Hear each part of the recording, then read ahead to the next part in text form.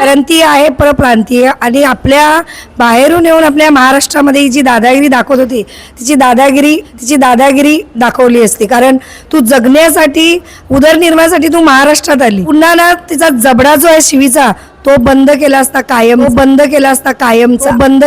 कायमचा. आम्ही मराठी बोलणार नाही. या ठिकाणी एक महिला हिंदीमध्ये बोलते आणि ती दादागिरी करते. क्या उखाडेगी या भाषेत कालचा प्रकार घडलेला आहे. आम्ही तिला सांगितलं माफी मागू, तिने माफी मागितली नाही. मी पत्र देखील दिलं की त्यांच्यावर कारवाई व्हायला पाहिजे. स्थानिक नगरसेवक आहेत ते देखील आले, त्यांनी देखील तिला माफी मागायला सांगितलं पण ती माफी मागायला तयार नव्हती. हा उद्धटपणा यांच्यामध्ये आलेला आहे.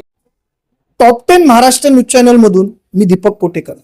यावेळेला मी उपस्थित आहे विरार पश्चिमेच्या डोंगरपाड्यातील आयुष्यमान केंद्रामध्ये.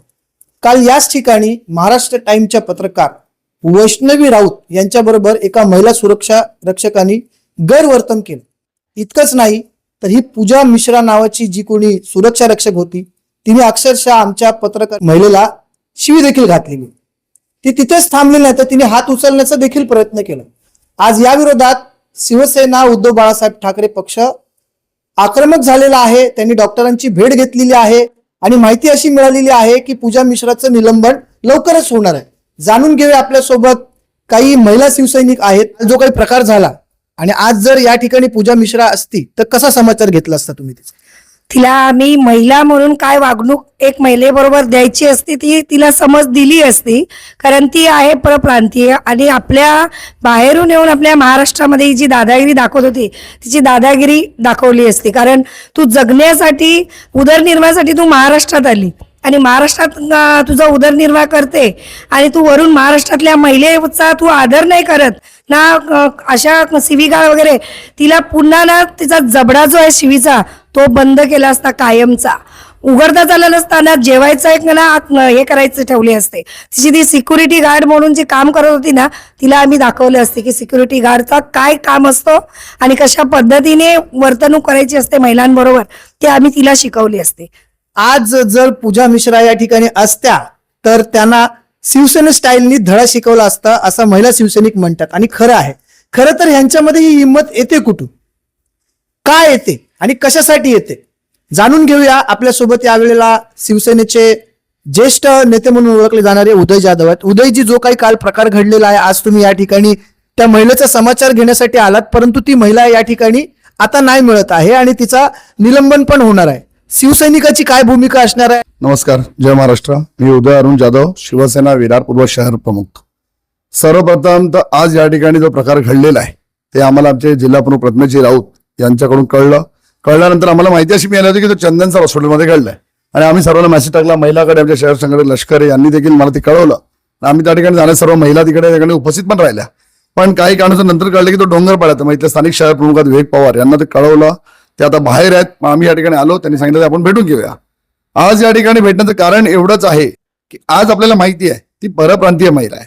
विषय परप्रांतीय हा असा नाहीये. तर आरोग्य केंद्रामध्ये आल्यावरती सगळे लोक येतात, सगळ्या जाती धर्माचे लोक येत असतात, पण त्यांच्याशी उद्धटपणे वागणे हा सगळ्यात मोठा चुकीचा प्रकार या ठिकाणी विरार शहरात घडलेला आहे. आपल्याला माहिती नसावं यात आपण पाहतोय की महाराष्ट्रामध्ये रिक्षावाल्याचा जो विषय आहे, रिक्षावाले त्या ठिकाणी सुद्धा कुठे ना कुठे बंद, आम्ही मराठी बोलणार नाही.